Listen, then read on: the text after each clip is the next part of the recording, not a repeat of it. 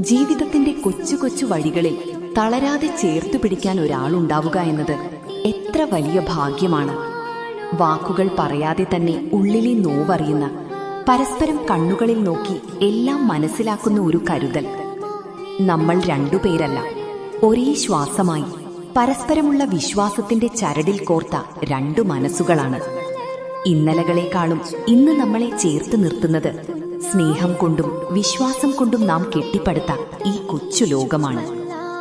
സ്നേഹമെന്നാൽ കേവലം വാക്കുകളല്ല, മറിച്ച് പ്രതിസന്ധികളിലും കൂടെ നിൽക്കുന്ന ആ ഉറച്ച കൈത്തലമാണ്. നീ എനിക്കൊപ്പമുള്ളപ്പോൾ ഈ ജീവിതം എത്ര മനോഹരമാണെന്ന് ഞാൻ തിരിച്ചറിയുന്നു.